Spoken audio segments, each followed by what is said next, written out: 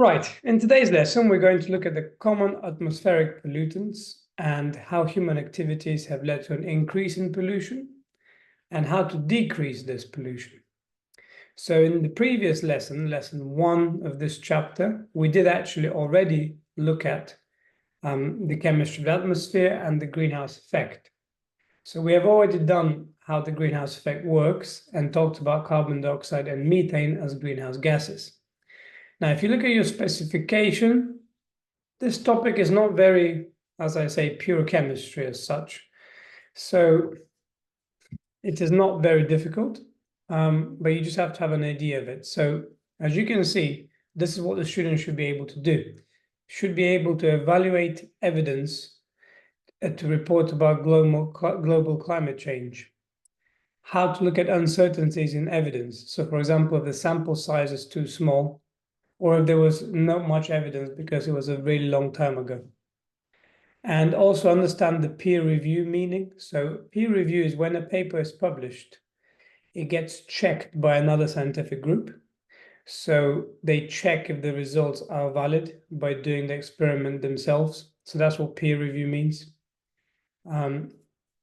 So if we go to the nitty-gritty of it, understand how CO2 and methane have increased and how CO2 and methane are being formed by humans. So students should be able to recall 2 human activities that increase the amount of each of the greenhouse gases. So for CO2, burning more fossil fuels is one way. And methane would be farming. So cows eating more meat. Cows release methane when they fart. So those are the 2 main methods. If we look at this sheet here, which I will attach, we can look at all the pollutants and ways to reduce them and their problems. So if we start with CO2, CO2 comes from complete combustion of a fuel that contains carbon, usually a hydrocarbon, but does not have to be, as long as it has carbon.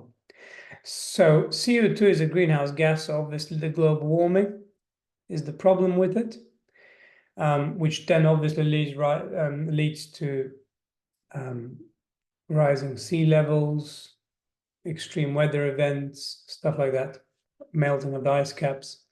So the way to reduce the problem is to simply burn less fossil fuels. So use less petrol and diesel cars, for example. Carbon monoxide is from incomplete combustion. It's a toxic gas that binds to hemoglobin, preventing oxygen being carried around the body. So to prevent it, you would need a good supply of oxygen. The next one here is carbon, which is carbon particulates. And it comes from, again, incomplete combustion if there's even less oxygen. And it causes global dimming. So that's when the sun's light doesn't quite get through all the carbon particulates, so it appears dimmer, like a lot of the time in London. And it can also blacken buildings. So again, to fix that, you ensure a good supply of oxygen. Then we have these unburned fuels as well. So not all the fuel burns, so it just comes out of the car. So that is harmful, and it can be a greenhouse gas. Ensure correct fuel to air mixture. So make sure there's enough air to fuel ratio. That's not really much to worry about. These 2 are very common in exams. So SO2 and NOx, meaning NO1 or NO2. They both cause acid rain and are also respiratory irritants. So S forms from the combustion of S plus O2 makes SO2. I have talked about this in more detail in other parts of the course. So I'm not going to write all the equations, but nitrogen and oxygen react at a very high temperature. Those are the 2 marks as to how these form. You must say very high temperature. You cannot just say hot, because hot is subjective. So to prevent this, people use catalytic converters for the NO2. And for this one, there's something called desulfurization, when you remove the sulfur before you burn the fuel. So sulfur is just simply an impurity found in fuel. So if you remove the sulfur, you will not form SO2. So I will attach this sheet. If we go back to the course, based on peer-reviewed evidence, many scientists believe that human activities will cause the temperature of the Earth to increase and resulting global climate change. There's nothing that you need to actually do about that point. And lastly, the thing they want you to recognize is that evidence can sometimes be simplified. Sometimes they can take an extract of the evidence, and social media or the common news media can make very biased news headlines by using only part of the evidence because they want to construe what they want to construe. So you need to be careful. You need to look at how the Earth has always gone into these cycles, the Ice Age and so on, and really look at the evidence to support it. Where there are uncertainties in evidence would be if the sample size is too small, if it's a long time ago and people don't know, or perhaps they only looked at one country. It really depends on the actual question. So global climate change, an increase in average global temperature is the major cause of climate change. So that's what global warming is, an increase in the average global temperature. And you need to be able to know some of the potential effects of global climate change. So describe 4 potential effects of climate change. Well, let me bring up the notes. We've got the melting of ice caps, rising sea levels. Let me just get up the notes and show it to you here.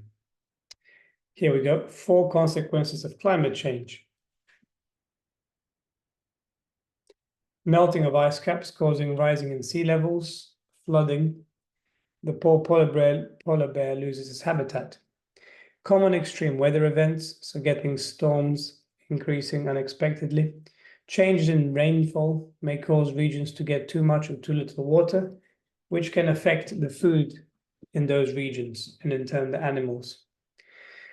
Changes in temperature and amount of water available in a habitat can also lead to wild species losing their habitat or changing their habitat. Now, potential solutions. So that's what you need to understand. And then you need to also be able to reduce the carbon footprint. So how can you reduce your CO2 and methane emissions? Now, we already did talk about burning less fossil fuels and the cows. But you will see more reasons here.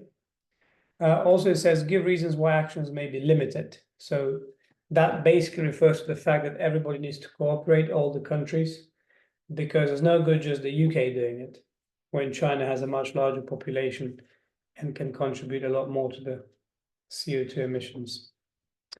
So I've actually already talked about this at the beginning of the lesson. Okay, describe how CO, soot or carbon particulates, sulfur dioxide and NO is produced. Okay, and predict the products of the combustion of a fuel. So I've already gone over this at the beginning when I showed you this table here. So review that. I've already talked about carbon monoxide in the alkanes lesson, and I've talked about it today. And we've talked about global dimming. So really the only thing left to do is this one here. So if we just look here, solutions. So to help tackle climate change, we agree that we need to reduce our greenhouse gases.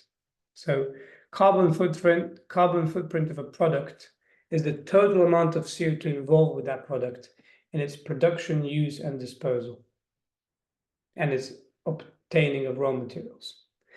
So CO2 produced from burning fossil fuels can be pumped deep underground. So this is called CCS, carbon capture and storage. So you're preventing the CO2 going into the atmosphere. Methane from cattle or cows could be decreased if there was less demand for beef, so offer plant diet alternatives.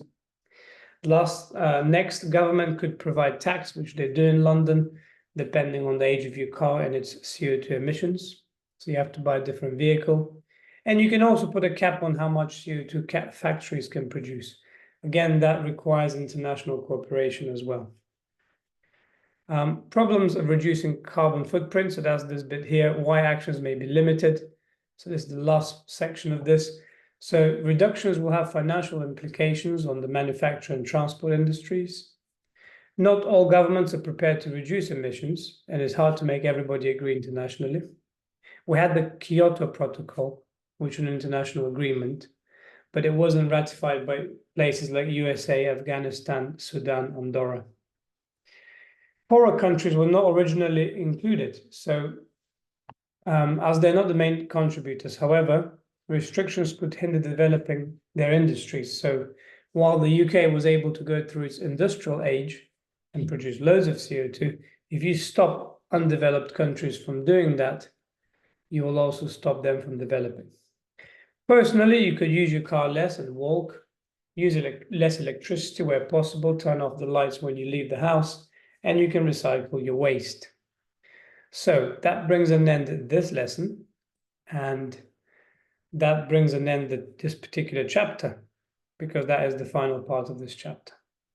So thank you for listening, and I'll see you for the final chapter of our series, which is using resources, chapter 10.